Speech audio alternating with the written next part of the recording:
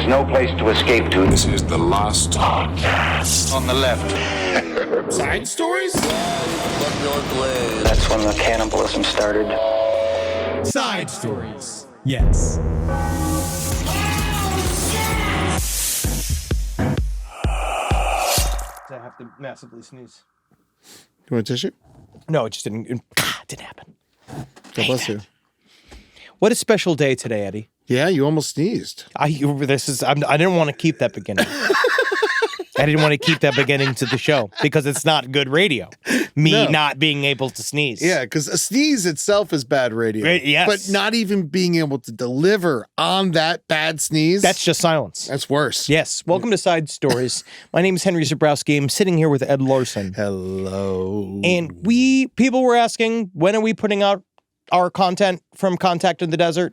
Now. It's Done. happening. Congrats. Yeah, you love it. We made it.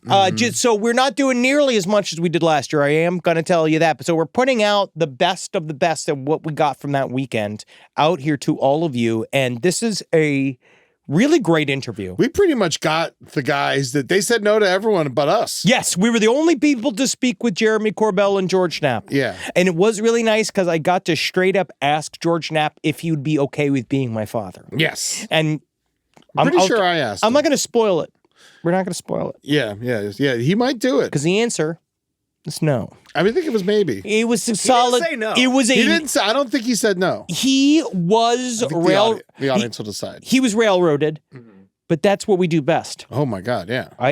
But this interview, we talk about stuff that nobody else was talking about at Contact. Yeah. No one was talking about the drones. Why We were was no talking one about the drones. talking about the drones? Because I was losing my mind about that the entire time I was there. Contact this year, I'm going to go out and say, was one of the biggest sheep-dipped year I've seen at Contact. Whoa. In terms of, we spoke with several people that I am more than certain were members of the intelligence community. Yeah. And we know that we talked to people that were members of the intelligence community and said that they were retired. Mm-hmm. But what do we know about the community? Yeah, you're only one way out.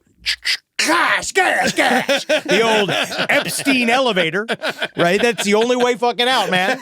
So so when you talk to some of these guys, I'll even just name Paul Smith. Yeah. We're going to be releasing that on Patreon, and talking to him scared the living shit out of me. But it was weird, like you could tell he was like using his shit on us because like during the conversation, I'm like, nice. And then when we left, I was like, I'm scared. Well, because you know what it was him being like, yeah, I did certain intelligence operations in Eastern Europe and Africa, but we don't need to get all into that. But it's like, let's talk about, and I was just like, it sounds like you might have done a bunch of stuff. Yeah. Sounds like you might have a bunch of destabilizing government stuff. I think there's a chance he was lying, but I didn't think that until afterwards. No, he's a real deal. Yeah. He's real deal. You can also tell by his hands. Oh yeah, no, Big he's man. strong, very Big strong, very barrel chested. But this interview is with Jeremy He Corbell. chest bumped Paul Smith. Oh, he'd rip your tits off. He's a bounce house of a man. He'll rip right through your spine. He'll destroy your sternum.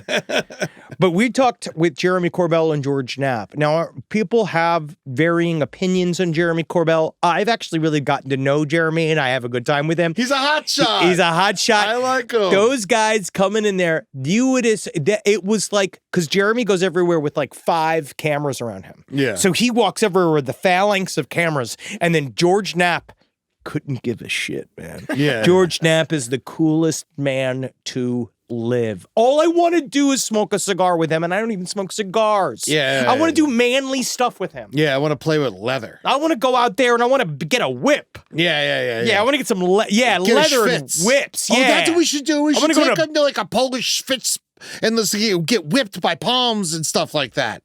Can we just sit in a hot tub together once? Yeah. That's all I want. Yeah. I want to sit with him in bathing suits. You don't do the schwitzes that much. You're not a schwitzy. I'm already schwitzing. Yeah. At normal room temp. I don't need the extra schwitz. Yeah.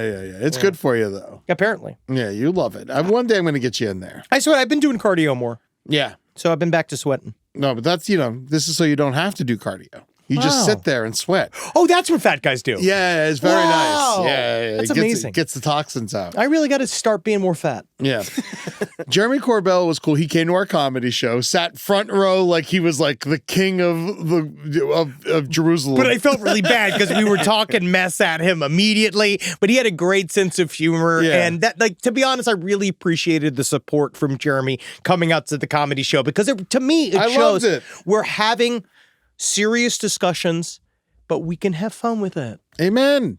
You have to, We have especially in to. these situations. This stuff's so deadly serious. Yeah. So it's important to have a rigorous mind intellectually, but have a humorous penis. Know what You know what I love about these two guys is that whenever I've seen like their docs or their short docs, it's always like someone presents them with information and like, yeah, but can you prove it? I love them. It makes me so like, because everyone else is like, oh, that happened. It's real. Because just because someone said something and they're like, fuck you, show me the proof. And their morning show, Yeah. when I went and introed George in the morning to do their like It was speech, good.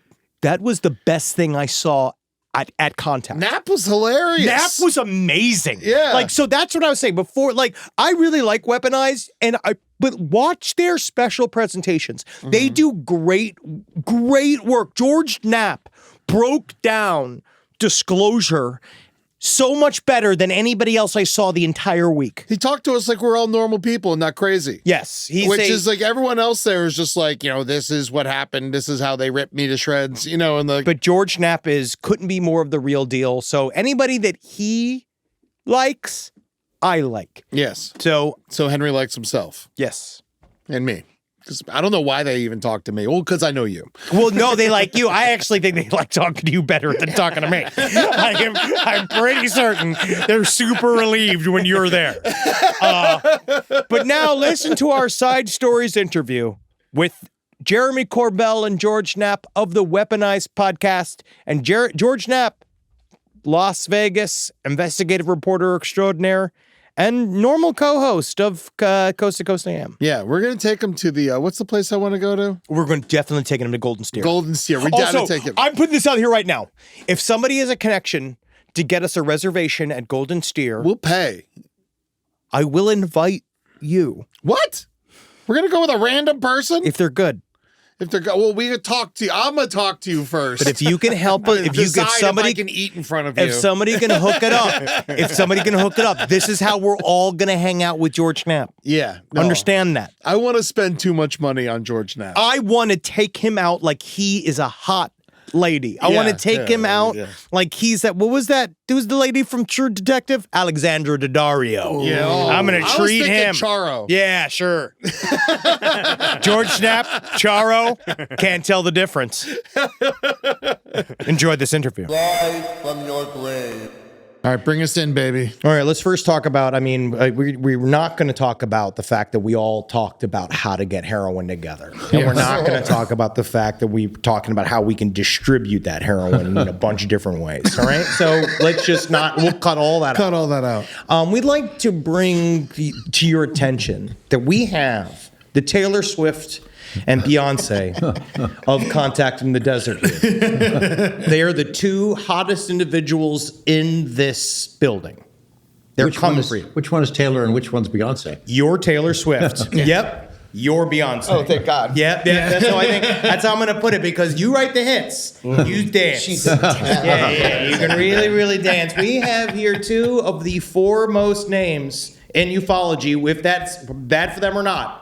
It is George Knapp and Jeremy Corbell. You also have the Weaponized podcast, and you also have years of documentaries that Jeremy Corbell has directed, and George Knapp is the man. Of course, go watch Investigation Alien if you haven't done it yet on Netflix. Great to see you guys again. Good so to good to see see you you, dudes.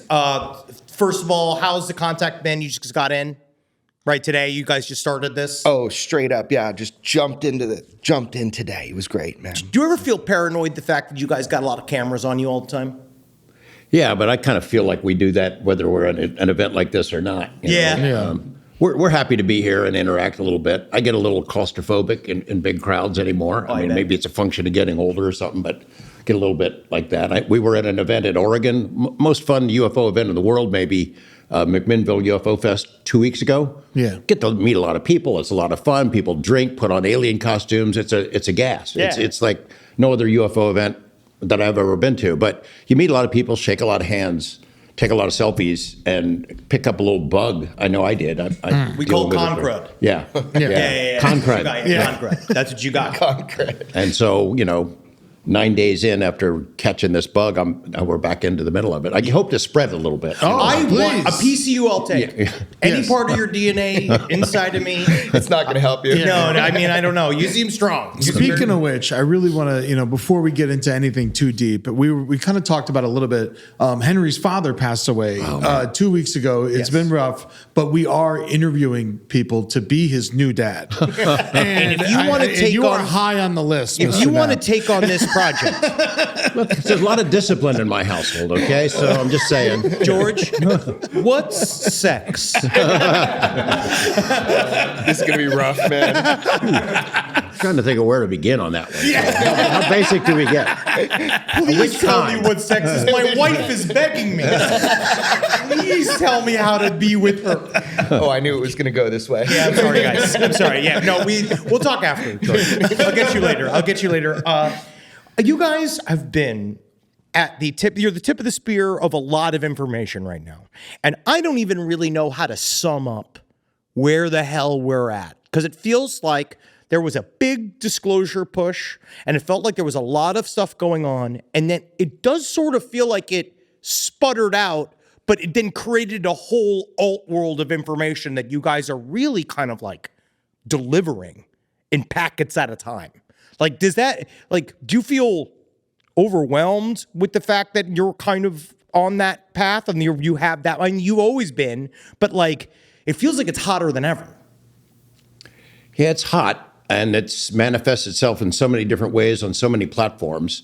To me, it feels like there was this big push, 2017 on, incredible progress, things that I would never see in my lifetime. Congress holding hearings, first time in a half a century, and then continue to do it, and new programs being set up. And it feels right now we're in the Empire Strikes Back phase. Yeah. The brakes have been put on, attacks have been launched. Momentum has been dulled a little bit for the movement in general. A lot of disinformation and debunking out there, some by folks in the public sector, possibly directed by government folks, I think, are involving it. So, we just keep trying to plug away and poke holes and move things forward. But it's tough. It's hard right now. It's interesting because you all were a big part of the hearings back in November. And then I always found it incredibly crazy that as soon as those were over, we talked when it was happening. And then as soon as they were over, drones took over the news, almost to bury the hearing that had just happened. Has there been any progress on the drones? Were they just some crazy smoke screen, or There's no talk about drones at this UFO festival, Which and is I crazy. have no fucking idea. Not to criticize Contact, but I have no idea where that coverage is and why. What happened to it? It's an incredibly telling moment for, all the momentum that was members going to Congress and statements in front of Congress and official agencies coming forward saying, we don't know what the hell they are, and the public looking up and seeing all this stuff, and every single day, all day long, social media with images and things of that sort, and people vowing to get to the bottom of it, and crazy stories come from the Coast Guard and nuclear plants and military facilities.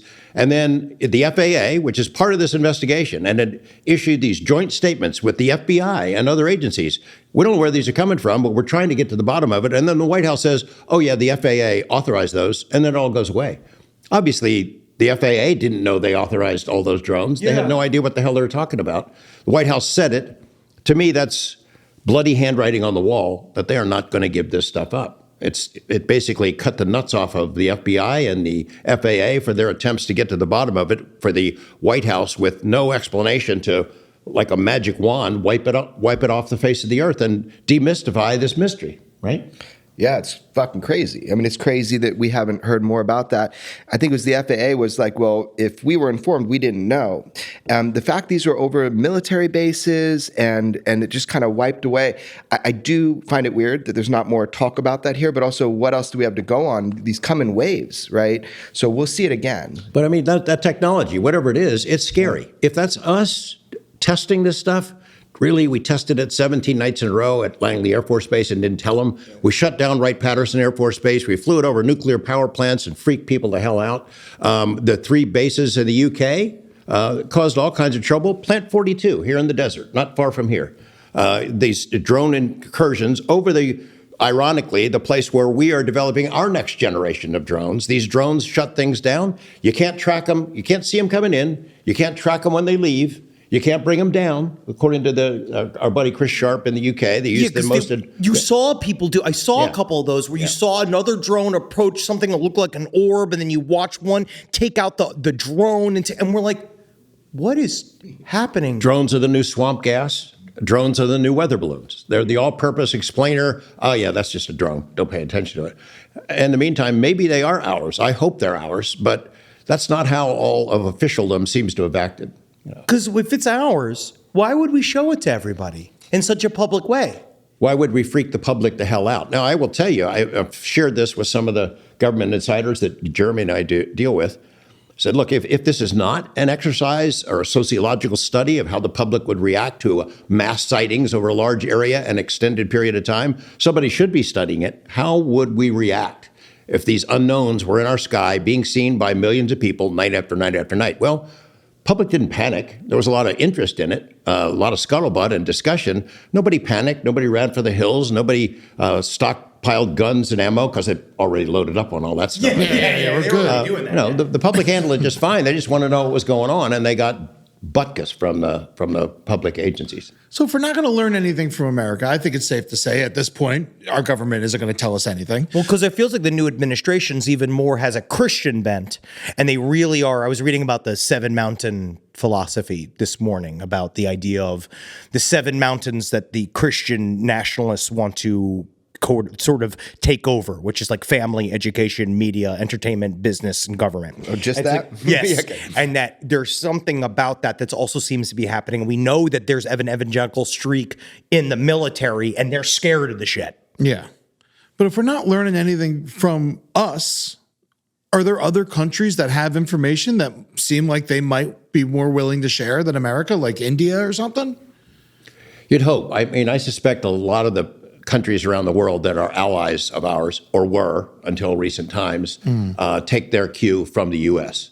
You know, we know that there are pretty solidly documented stories about the U.S. going wherever to pick up something that crashed here and there. There are records of it. There are great accounts of it. Brazil, for example, they have crash retrieval operations where the Americans take all the good stuff away. They just opened up all their files, too. Yeah, well, a lot of those files have been out before, but they've opened up their files. They've done it before. Britain has done it. France has done it to an extent. We can claim that we've done it as well. There's a heck of a lot of information out there, except for all the really juiciest stuff we don't get to see. You would hope that other governments would do it. If Putin was pissed off at us, would he jump the gun on it? I don't think it's in his best interest to break open that secret either, or but China. Trump just said he might realize that Putin might be lying to him. Guys, he thinks that Putin might be lying to us. That's going to break his heart, I think. It would break his heart. I don't think that would make him cry himself to sleep. That'd be like you telling me you're lying to me. I never lied. I've never lied once. I'm 6'9". I'm the best guy for this. No, but that's very it is. What do you think else is going to happen? The fact that America is going to be turned away from the being like how do you say, like, no one's going to be asking us what our opinion is anymore. Well, maybe that'll help on this issue. I don't know. I don't know where it leads. If they no longer have to follow our example, maybe somebody does open it up. But again, I don't see that it's in the best interest of any government in the world to go ahead and say and spill the beans, especially if they have crash retrieval materials. If they ever hope to be back in our good graces, that would go out the window. And it's, I don't think that anybody really knows what the consequences will be. A lot of people have done studies and thought about it and had these little think tank exercises where they try to project how the public might react, what the effects would be on social institutions. And then when those studies have been done in the past, they pretty much said it would be chaos, it would be bad. I don't know if we're still at that point. The one big question mark, we don't know what it is. We disclose what, and are supposed to predict what the effects would be. We don't know what is exactly. Aliens from other planets visiting us, we could probably handle that. Demons living here and snatching people for food, I don't know if we can handle that. I don't know what the truth is. I hope for it. I mean, could the drone thing, could that have been what Project Bluebeam was? I don't know. Jeremy, thought? I don't have a thought on that. I don't know what happened with that. As you guys are talking, I'm thinking about even in conflict, we've had this kind of agreements that have been kind of beyond the conflict. So during the Cold War, I filmed with a bunch of guys that were working on the low nuclear reaction, which I think at Lawrence Livermore Laboratory and that kind of thing. And so scientists that were working on nuclear technology or fission technology, they had a phone in their lab directly, multiple have told me this, that connected them to their counterparts in Russia during the Cold War. So there was this kind of like agreement that we were aligned about something that they were working on, even during an outward facing problem. So I think the UFO thing, as you guys are talking, that there's got to be some agreement, between our government and other governments that this is just not something that we're going to disclose to our public. And that kind of is freaky if you think about it. What is so freaky or destabilizing that you'd have even warring countries agree on that? And I don't know what that is, but I mean, one thing that seems to keep popping up is more about what is the nature of our history.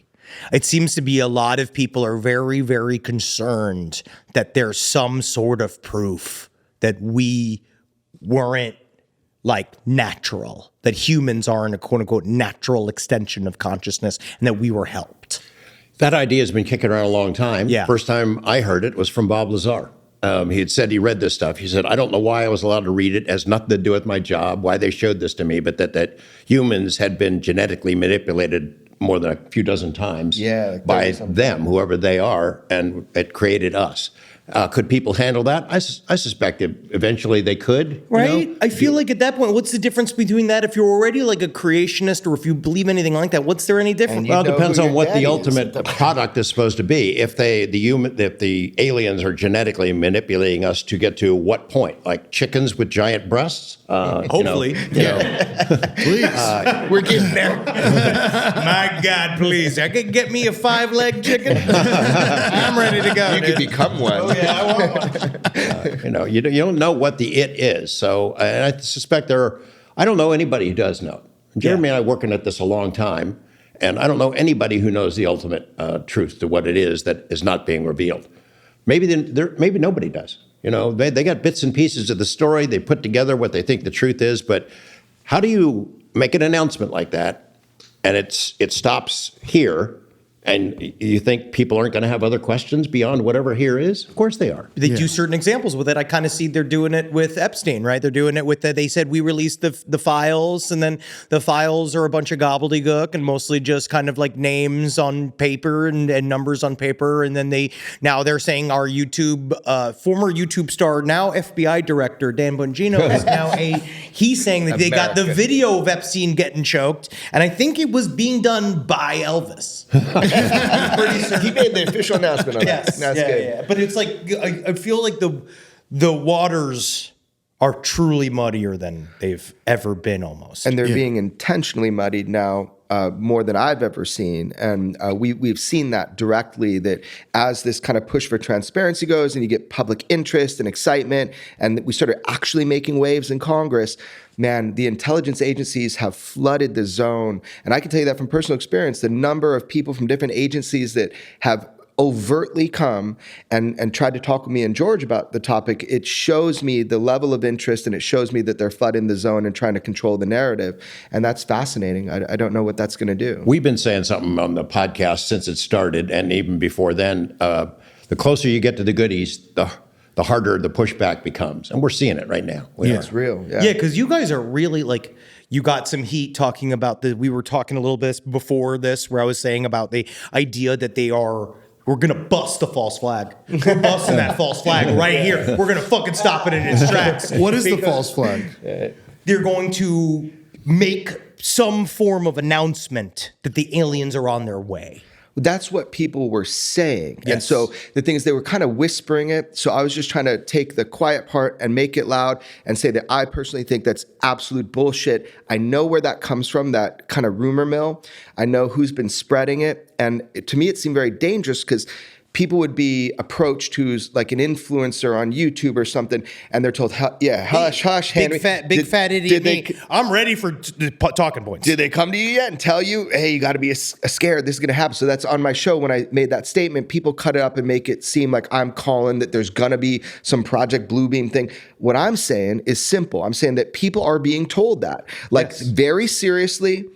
And they're being whispered that to kind of gain, I think, to kind of gain people's loyalty that they're in on something. And I just publicly called bullshit, I guess, on a big ass TV show. And then people were kind of twisting what I was saying. I'm just saying, I don't think anybody has anything to fear about that. I think it's absolute bullshit. It comes from a 70s classified document, to the best of my knowledge, that's where that theory comes from. And yeah, to be loud and fucking clear, I believe personally that to be a bullshit narrative, and you should be aware that it's being pushed. I am old enough to remember Bo and Peep and a certain planetary body called Hale-Bopp and the giant alien spaceship traveling behind it. I'm not ready to drink their Kool-Aid yet, or the new brand of Kool-Aid that's coming out. The food's gross. I saw the menus at Heaven's Gate. It was not good. Yeah, just the whole idea that maybe it's the Earth is about to end, a giant comet or asteroids are coming, or the alien virus is going to be unleashed, or whatever the heck it is. Those things come round and around, just like a merry-go-round. You hear those kind of stories. If you stick around the topic long enough, every few years they come back around. Yeah. But the phenomena doesn't stop. I do find it interesting because everybody says, we talked about it with Whitley yesterday. Everybody kind of has like a little like humankind is on a turning point. Humankind's at a change point, some pivot point. But it is interesting because it feels like the plot hasn't moved forward. Like the plot's the same, but they've all the big change hasn't coming, but they haven't stopped visiting. So it's like, if there's not a big change, is it more just like an acceptance maybe? Maybe that's what disclosure is? I hope so. That'd be great. On the other hand, if it's going to be the end of the world, I'd like to know right now, because we've got 2 good years of partying and whooping it up before it gets here. Yeah. We just act that way. Yeah. It's interesting because, like, if it's 2 years and they tell us, if we keep it hushed, then they're coming, and if we explode and talk about it a bunch, then they're not coming. Yeah. Then the whole thing seems like bullshit to me because then you're just like, oh, we talked about it a bunch, we stopped it, we're heroes. That's why it's just so fishy to me. Yeah. No one really explains it either. That's the thing. When you press people on that that thing going around the 2027 to 2036 date, it's always this moving target. They never tell you what it is that you're supposed to be worried about. Like, Have you ever followed any of the Stephen Schwartz the telepathy machines? He's like doing this thing using AI. He's trying to fuel these like things to talk about the future, like and guess the future. And his big thing is that in the 2040s there will be an altering event. There will be an altering event. And you're like, what the fuck? What is it though? I suspect there will be. Yes. I mean, we're always changing. Yeah, if you're picking a decade, anything can happen within a decade. there could be an earthquake or whatever. You're not Nostradamus, buddy. I mean, Humanity is a turning point. Well, that's pretty much every day. Yeah. Well, Y2K was bullshit. 2012 was bullshit. It's like they pick a year to sell shirts and then we move on. That's a good point. And the toilet paper industry just goes crazy. Whoa. But I think without a timeline, it's still extremely important to know what's going on, especially if whatever it is doing displays like we just saw. Like it kind of feels like hey, just so you know, your government kind of really has got nothing to do with us, and even your actions have nothing to do with us. We can kind of do whatever we want. We're in control, right? That's the thing that George and I have talked about this a bunch. That they seem like performances. A lot of these sightings, encounters, mass sightings, where they're not really they're not stopping Hiroshima and Nagasaki. So everybody's like, oh, they're here because of our nuclear weapons. Really? Really? Because we're testing it right now. India and Pakistan are about to go hot any day. Yeah. So I don't see this as some benevolent thing that's making sure the kids don't burn their hands off with the flamethrower. It's like it's a demonstration of. It appears to me to be a demonstration of power. We're here. We can do this. Yeah, and you're like, but we kind of knew that already. But also, what are orbs changing to? There's another part of me of like, if you really want to get on our side, if there's an intelligence we're dealing with, like, you come down, you do what everybody says, like heal somebody on television, like do a thing, be like, you don't have cancer anymore, like an alien makes somebody not have cancer anymore, and everyone's like, oh my god. But like Whitley Strieber actually said something interesting yesterday about from his perspective and his experiences that he dealt with the visitors is that they are specifically don't want control of us.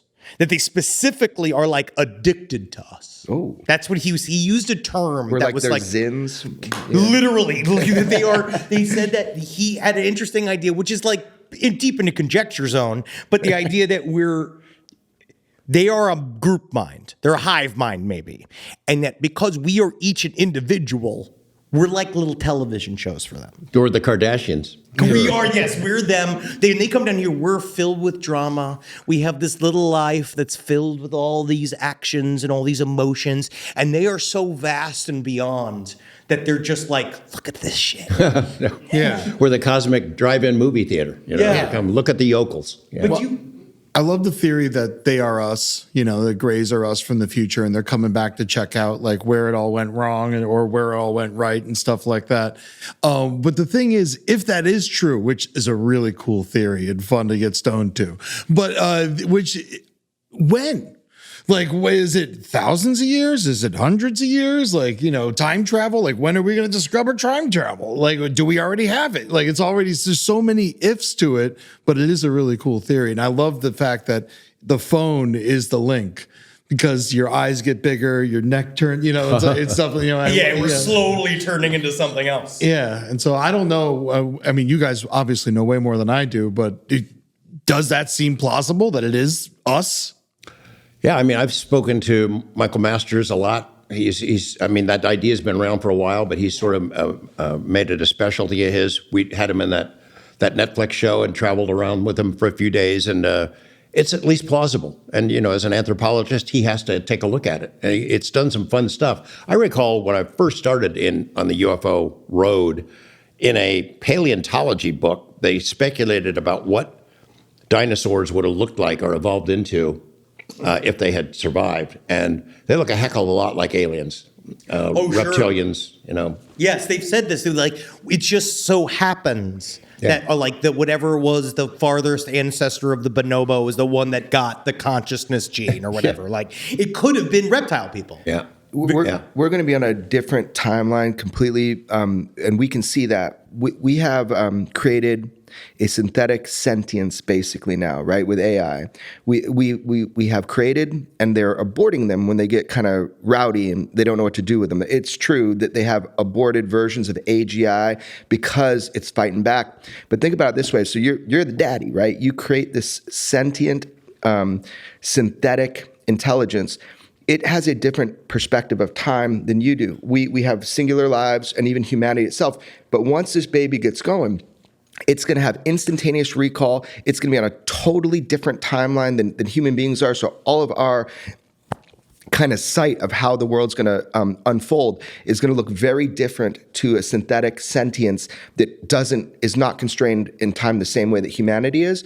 What if what we're seeing is a synthetic sentience that evolved somewhere else, has a completely different sense of time than we have as human beings? Well, then it would make sense that we would be some sort of commodity. We'd be some sort of object that they love to kind of study, but also maybe manipulate for purposes unknown to us at this time. Yeah, we don't know what the time scale is. We don't know who they are, where they're from, why they're here, but we really don't know the time scale. And to us, they've been here thousands of years. To them, they're not even out of bed yet. Yeah, sure. It's still morning time. Yeah. Yeah, that makes a lot of sense because it's like, I do feel that it's also confusing. It's just so interesting. We're just at such a hardcore point.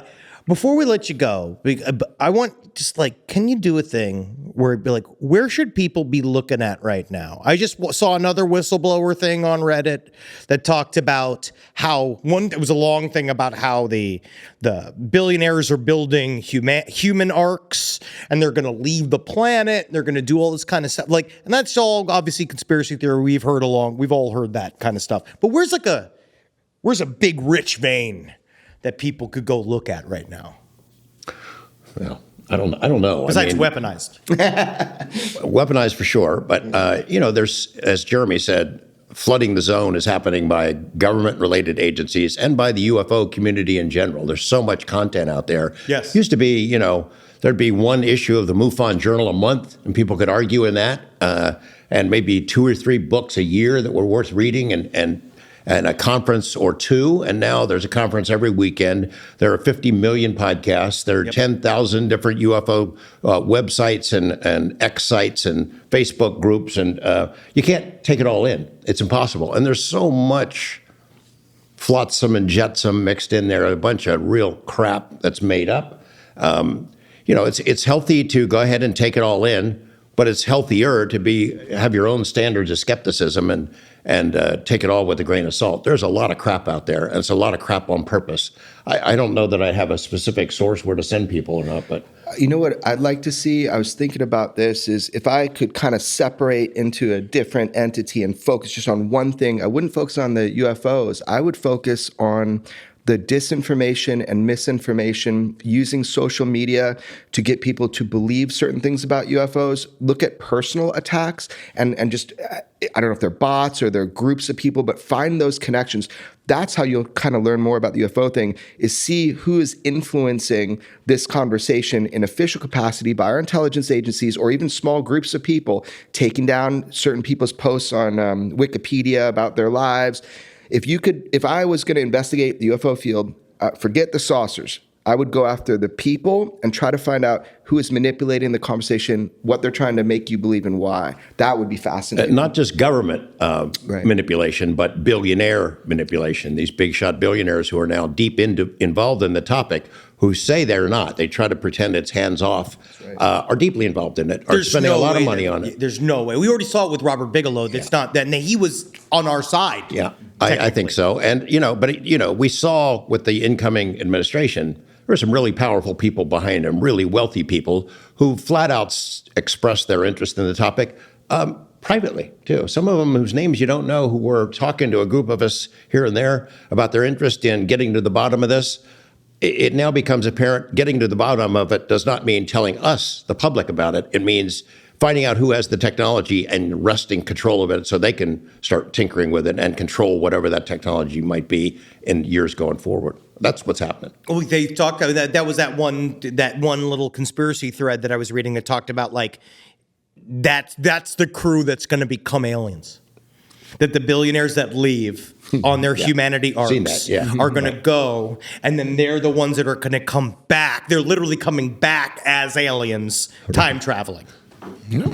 That sounds I love that. That's going to be a great movie. Yeah, exactly. I mean, like, honestly, better than can we do the comedy night? Like, we're only doing our first cruise. I feel like we could be really good on the billionaire human arc. Get you a ticket, baby. Yeah, man, I'll suck dick. We'll do what they need to do. I'll go, I'll hide secrets. I have had to work for billionaires before, and they don't laugh at shit. One of my other favorite things from Investigation Alien is the fact that this all could all be in the ocean. This all very much seems like very plausible. I mean, it's most of the Earth.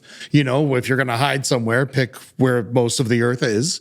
And there's been lots of stuff, especially off the coast of San Diego. And then I get angry because I see people going down to the Titanic every weekend trying to look at that fucking thing. It's like, that's old news. Why are we using these public subs or these personal, go down off the coast of San Diego and try to find some shit. I like ships that don't sink. Or implode. Is there any, in further investigation into that? Is anyone with submarines trying to get down there we got a full Navy base right there. What's going on? You would think there would be a great deal of official Defense Department, U.S. Navy interest in what the hell is flying in and out of the water down there. And I'm sure there probably is to some extent, unless it's ours, which, a lot of people propose that we have Tic Tacs, we're just stashing them away. Bullshit. I think there's other reasons that there's activity down there, one of which is pretty dark, and it doesn't get any attention at all, but there are tens of thousands of tons of hazardous waste that were dumped in metal barrels right out there. Off the coast of Southern California. And it's been there for 50, 60 years. DDT and other stuff, radioactive waste. after 50 years in the ocean, I imagine those steel drums are eroding. Maybe the visitors, if that's who they are out there looking at this stuff and they realize something big and bad is coming. Maybe that's what 2027 is. Ooh, yeah. But it would be maybe a reason that they're there. Maybe they've always been there. They have a base there or something. There have been a number of these different ocean mapping adventures and expeditions over the past few years, global surveys of the undersea floor. I haven't seen any of that stuff. Have you guys? No, like didn't Avi Loeb do a thing, but it wasn't. He was They went looking for one specific piece. of Yeah, something. little pieces of something. Yeah. But nothing that's really going after the thing. I actually feel like it's got more to do with that toxic waste than anything else. Well, I mean, at least there should be some attention to that. Somebody needs to take a look at that stuff. I mean, Yeah. if anybody who lives in Southern California, the shit's gonna hit the fan when that stuff starts leaking, if it's not leaking already. Especially right now, I live out there, and if you watch the local news, it's another whale washed up today. A bunch of dolphins washed up What today. the heck could be causing this? Yeah. You know? yeah, it's like God. That's the stuff that's on the other side of all this. We're talking about all this like kind of far-flung esoteric stuff, but there's stuff that is very real that is embedded in all these issues. The environmental costs of AI. They're showing us really that the heat generated in order to do these giant things are going to destroy the environment in the first place. It's going to, like, these are the actual issues. And then you also sort of wonder that maybe it's the heat up to AI that is getting more entered. Like, let's say they are trying to save the globe. Of course, they might be showing up a little bit and be like, hey, you might want to figure out another way to make a battery work. Or the theory that AI moves, it is the alien intelligence. It moves through the cosmos one planet at a time by sending out probes and little droids to help a developing species get to the point where it builds its own AI, and then mom moves in, for the kill. The amount of activity of UFOs has always perplexed me because we can go send, a rover or a satellite to map the moon. We could throw up one satellite, map the moon, probably in a couple weeks with newest technology we have. So the fact and the idea that there's been so much of this UFO thing, so much of the machinery that people are seeing, documenting now a lot with our better technology, means that there's an ongoing interest. It's not just like reconnaissance of just the landscape. There's something else going on with the UFO phenomenon to make this much impact over this much time. Because now Russia and China are saying they're going to do a joint nuclear power plant on the moon. Really? That's like a movie too. What could go wrong there? Yeah, right? It seems fine. It seems fine. I'm sure it'll be good. Again, do they need entertainment on the nuclear reactor on the moon? Can't we use someone else's moon? Yeah, they're just trying to get inside that moon and find out how to drive it, man. Well, yeah, dude, we could get out of here. Because I do feel like that is a big plan. I do think that there is a gigantic plan that they're going to bail on us. Okay. Rich people? Yes. Yeah. They're going to bail on Yeah, us. they've all built bunkers. They've all got, their own getaway plans as the rest of us fry and die out here. I did a show for an unnamed, very famous comedic person, and I overheard two other very famous people all talk about the water that they had invested in and the giant warehouses filled with water that they have all thrown money in on. And I was like, oh, thank God they'll be safe. Yeah. Which of you guys is bringing me along? Yeah. I've been good for. I won't drink much. Humans have gone underground before. You look at some of the old stuff where they've actually made defense systems underground, airflow, getting water. So it's happened before at levels where a lot of human beings had to protect themselves. So you'd imagine now it could happen again. So I think they're just prepping for like what could happen. Yeah, just being like, just in case. Why not? If you got billions of dollars, just have a safe house, Everybody's so bored. These guys are so bored. It's so sad. Right. Because you're like, you could be having so much fun. Like here. You could be having so much fun here. If you fixed up here. Right. And then had fun here, it'd be great. Yeah. You'd be in charge and it'd be fun and you don't have to go anywhere. Because guess what we found out? Guess what Katy Perry just said? Space sucks. Like it's not fun. So rude. She's sick. Whenever you get sick and they're like, and they were astronauts. I'm sorry. They were astronauts. Yeah. Have you ever been? Do they say? Have you ever guys gone to space? I did one of those, weightless flights. Yeah. How was it? It was great. It was fun. I'd love to do it again. Yeah, it was a blast. Man, we gotta do this. Yeah, We're do gonna do a pod- space camp thing. Do your I know we gotta podcast wrap in it space. up. What if, yeah. Yes. I would love to, man. What would you do if Bezos is like, let's go to space, but $100,000? Because that's what he charges, his right? $100,000 or ours? I think it'd be awesome to go to space. Yeah. $100,000 if I had that to spend. It would be awesome. Yeah. I don't know. Yeah, I don't know. I'd like it a little longer than Katie's trip was, but Yeah. Yeah, they were in space for 11 minutes, but she was pretty inspired. When Bigelow was building his space capsules, I stayed pretty close to him, thinking they got to send somebody up at Yeah. some point. Yeah. It never happened, but I mean, did have my business card in one of his capsules that got blasted up there. It's floating around. That's great. That's as close as I'm going to get. Are his capsules still just up there? Yeah, yeah. And They they're are. unoccupied. Unoccupied. But he had built all these cameras inside and out. And the idea was, why my business card was in it, is he was inviting people to send your stuff to space. So a photo of mom that would float in the weightlessness of space, a camera would shoot it up there and then beam it down to Earth, and you could see mom floating in space. So that's why I just kind of threw my business card in there without permission. But That's awesome. He's that still was- doing that? they're still up there, but the cameras are no longer operational.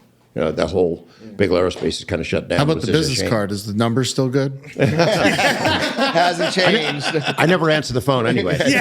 Doesn't matter if you have his number. You ain't getting through, bro. It's like, All right. These two legends, we're going to let them go. These Yeah. are the two. I'm so thankful for you guys to sit down with us for a little bit, catch up. This is awesome. Thank you guys always. It's so good to hear your voice. Great to see you. I look forward to the great to see show tonight. Yeah. Hope we can get over there. It's going to be real immature. if you play Excellent. back So the are we. tape- That's Yeah, great. good. If you play back the tape since the last time we talked with you, we were talking about there's got to be a comedy show, UFO comedy, and you brought it to fruition. Yes. So I am not missing this, dude. I'm It's coming. not my false flag. You're It's not a beautiful. false flag from us. We'll never do that. Yeah, thank you guys so George much. Knapp, Good to see you Jeremy guys. Corbell. Check out the Weaponized podcast right now.